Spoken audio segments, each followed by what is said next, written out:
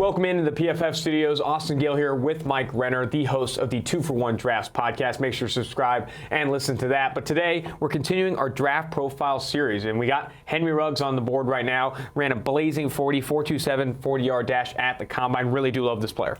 Yeah, I mean, he kind of got lost in that Alabama wide receiver shuffle that could have, potentially 4 guys end up as first-round picks at the receiver position. That's why the yard total is not going to do him justice. 744 yards is not the player that he's going to be. The more indicative stat to me is his passer rating when targeted, 151.4 over his career. When Tua Tagovailoa was throwing him the ball, good things were happening. 24 of his 98 catches in his career went for touchdowns.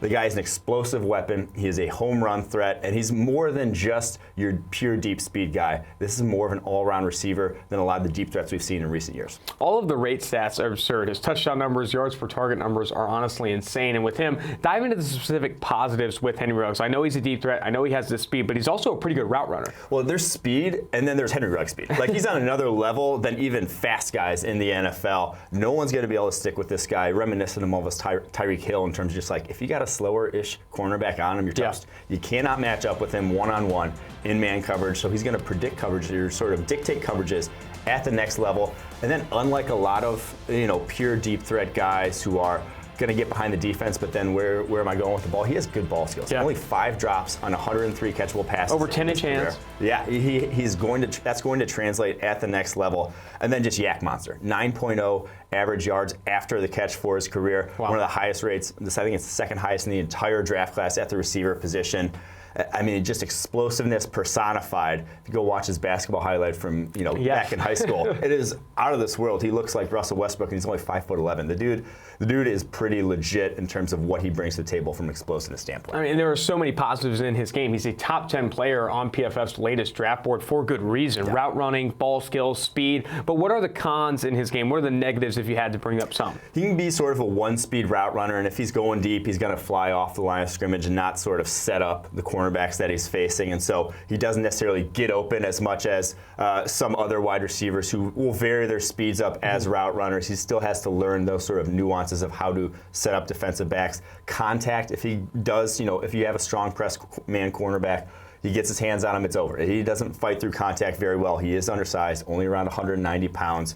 And like I said, if a guy does get his hands along him on the route, it really robs him of a lot of that speed. And so that's something he'll face more of at the next level. He'll face more press, more guys getting their hands on him, and we'll see how he deals with that at the NFL level. Give me a player comparison for Henry Ruggs. I've seen Tyreek Hill. Some people have said Deshaun Jackson, but I know you have a pretty nice one that goes back in the turns back the clocks a bit. I was going to say, we're going to have to go back a ways here. Santana Moss coming out of the U back in the early 2000s. You go watch his highlight tape from back in Miami. It's very reminiscent in terms of just when he gets the ball at a standstill, cranks it up to 100 miles per hour in the blink of an eye, can get behind people.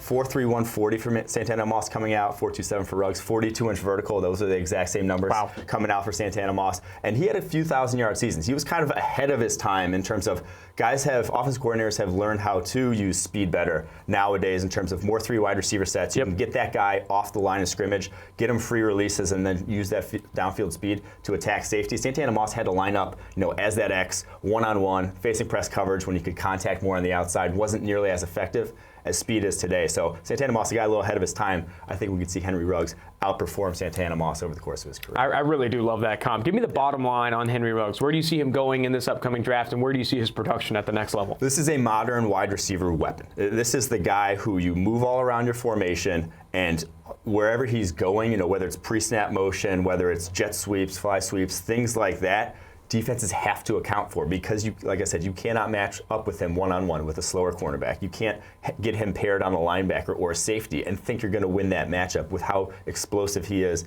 as a wide receiver. So, I think the value of this guy is only growing and growing as the NFL is evolving. I don't see top 10 being too high for a guy like this. You want to get rid of me and get back to more great PFF YouTube content? All you have to do is push that button right there and subscribe. Thanks for watching.